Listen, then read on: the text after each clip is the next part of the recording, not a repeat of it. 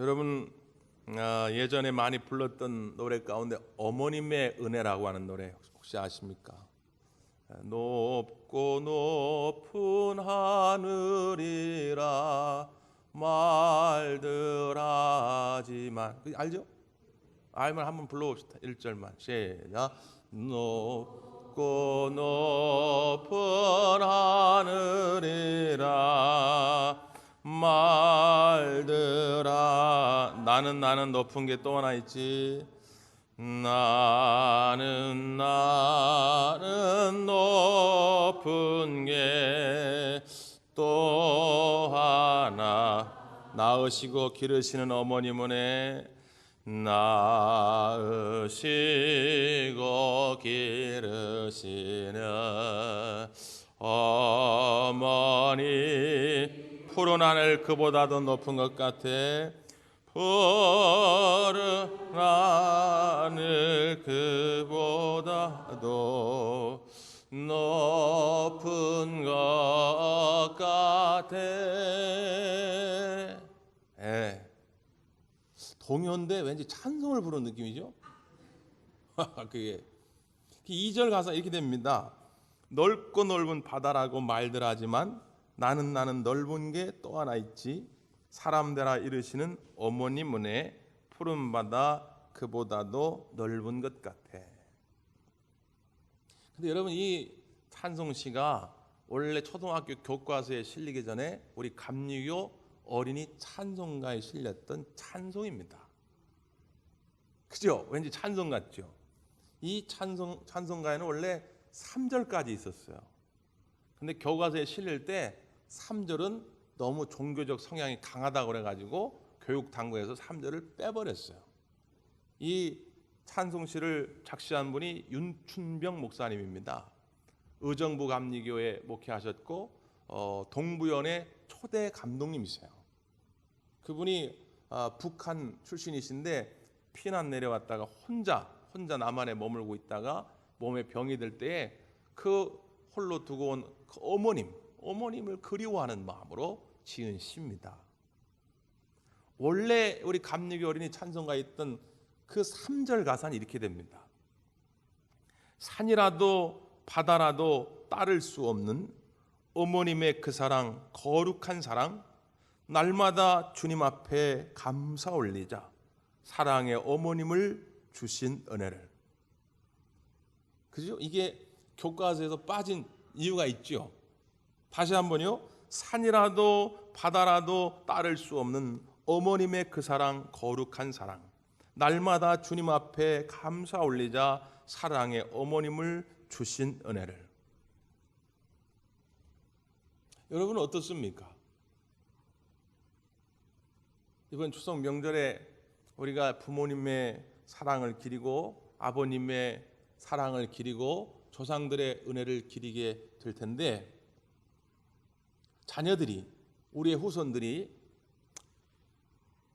정말 우리는 감사해. 나의 아버지가, 나의 어머니가 내 아버지요 내 어머니인 것이, 하나님이 우리 아버지 우리 어머니를 내게 보내주신 것이 난 참 감사해. 여러분, 그렇게 우리의 후손들, 우리의 자녀들이 여러분을 두고 추모할 수 있겠습니까? 나중에 뭐 여러분이 다 하나님 부름을 받았을 때 제가 다 한번 확인해 볼 겁니다. 여러분 자녀들한테 가가지고 너희 부모님 때문에 감사할 수 있겠느냐. 비록 많은 땅을 물려주지 않았을지라도, 좋은 집을 물려주지 않았을지라도, 수십억 잔액 남은 통장을 물려주지 않았을지라도, 우리 부모님이 내게 이 믿음 하나 물려주어서 이 믿음으로 나를 구원받게 하시고 나를 하나님의 사람 되게 한 것이 나는 너무너무 감사해. 그 사랑 난 잊을 수가 없어. 여러분의 자녀들이, 여러분의 후손들이 여러분을 그렇게 추모할 수 있기를 바랍니다. 그렇게 하기 위해서는 분명하게 여러분의 자손들에게 믿음을 잘 계승해 줄 수 있어야 됩니다.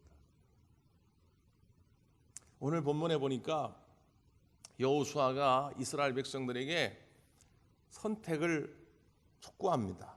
결단할 때가 된 것이죠. 어떤 선택이냐면요. 자, 성경을 한 번 더 봅니다. 우리 15절의 말씀인데 15절 시작.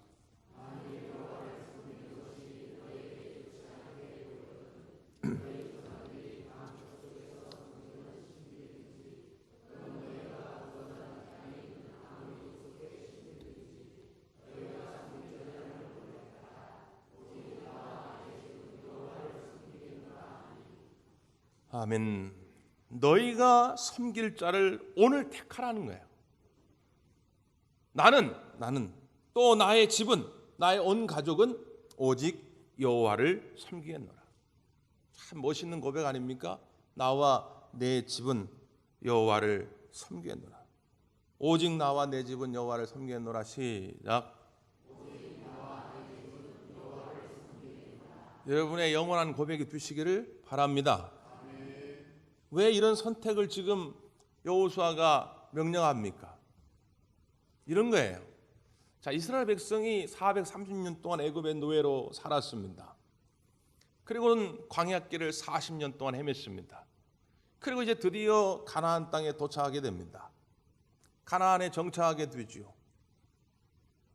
자, 그러면 지금까지는 하나님만 보고 쫓아왔습니다.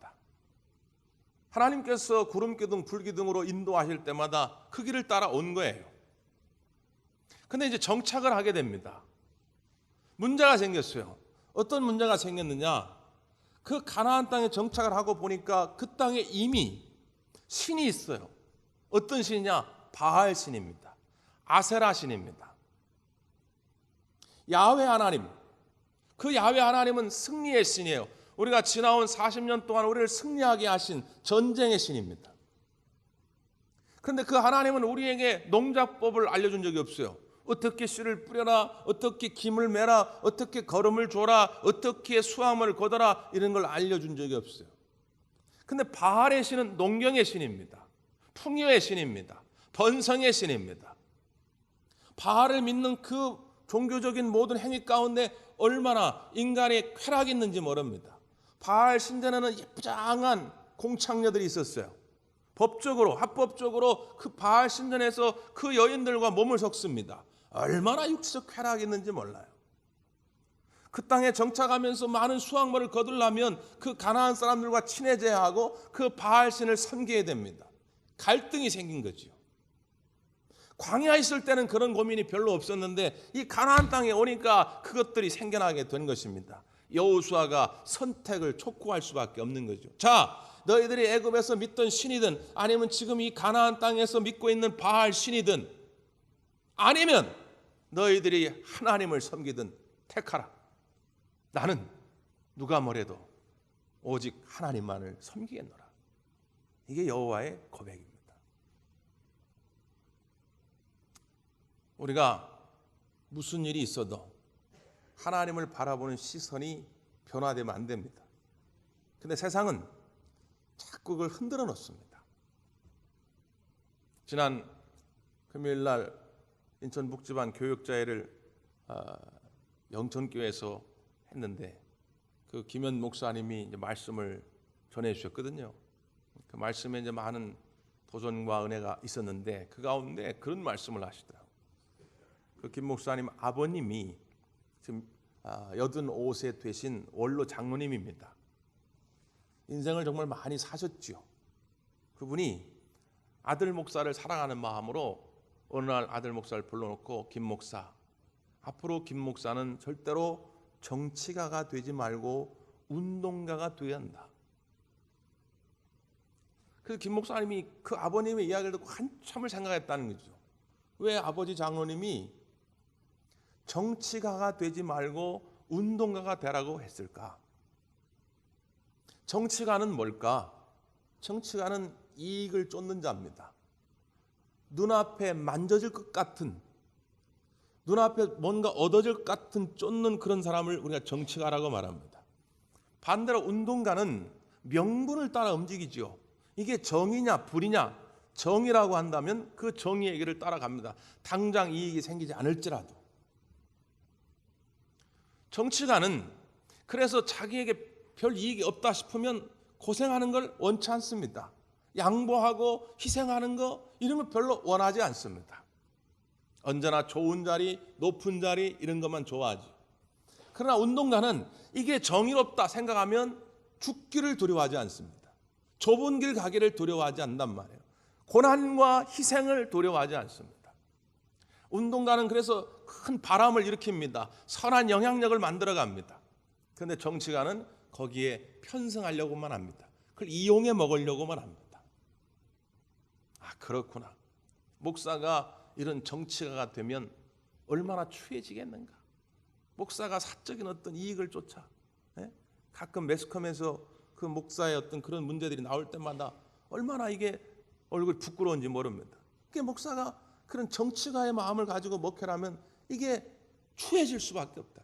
그러니까 운동가의 목회자가 되라. 참 그 얘기를 들으면서 저도 많은 걸 생각했어요. 근데 제가 이렇게 집에 돌아오면 생각해 보니까 이거는 목회자뿐만 아니고 매사가 그렇구나. 매사가.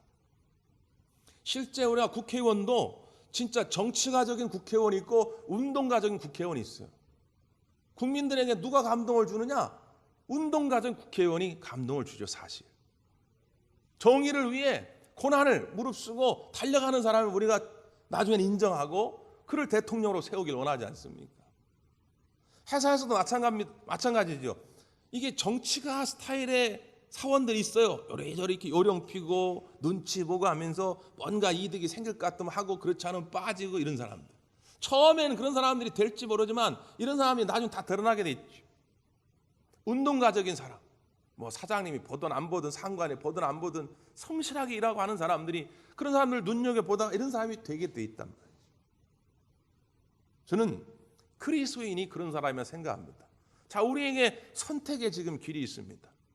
바알신을 믿으면 뭔가 지금 당장 만져지는 어떤 수확이 있습니다. 만져지는 육체의 쾌락이 있습니다.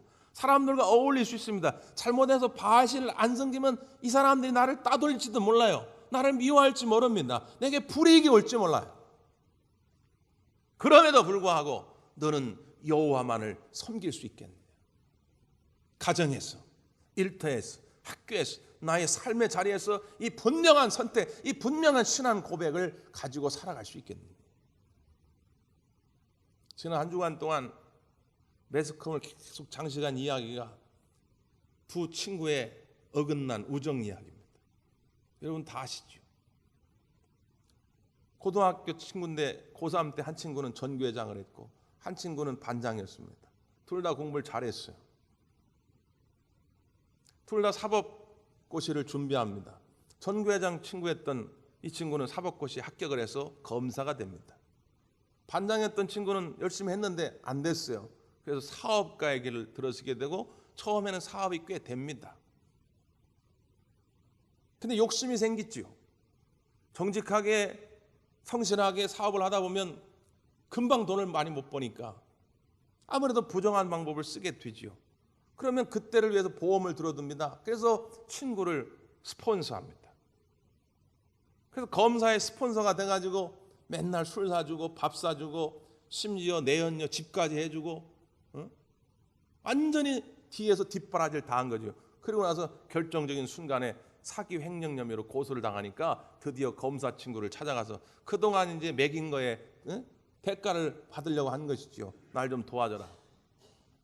그런데 그 친구 검사가 다른 동료 검사한테 가가지고 야, 어떤 놈이 자꾸 내 이름을 팔고 돌아다닌다. 그럼 철저히 수사해가지고 잡아 넣어버려라 했다는 거죠. 그걸 알고 이 사업가 친구가 어떻게 이럴 수가 있냐, 이 나를 뒤통수 치는 놈아. 그래가지고 매스컴에다 그냥 그 모든 지나온 사실을 다 폭로해버린 거죠. 그러면서 둘이 나눈 문자 내용들이 뉴스에 나오는데 이거는 대한민국의 정말 정의의 마지막 보루라고 할 수 있는 검사의 이야기가 아니라 이건 뒷골목 무슨 양아치들이 하는 이야기 같은 이야기를 그게 막 쓰고 있어요. 참 이게 우리나라가 이렇구나. 여러분 왜 그렇습니까? 운동가적인 검사, 운동가적인 사업가가 아니라 그들에겐 그저 눈앞에 보여진 이익, 눈앞에 보인 쾌락, 이 세상적인 것 때문에 그 정치가적 야욕 때문에 마음의 양심, 법의 양심을 다 버린 것이죠. 그래서 그 말로가 어떻게 되는지를 우리 눈으로 지금 다 보고 있는 것 아닙니까? 여러분, 우리가 살아가면서 이런 선택을 해야 할 때가 너무나도 많습니다. 나와 내 집은 무슨 일이 있어도, 때로는 그것이 내 인생의 손해가 되고 내 인생의 고난의 길이 될지라도 나는 하나님만을 섬기겠다고 고백할 수 있는 저와 여러분이 되시길 바랍니다. 그 길 끝에 하나님의 보호하심이 있단 말이죠. 이번 추석 명절 앞두고 제가 이런 말씀을 드릴 때 조금 높아심이 있어요.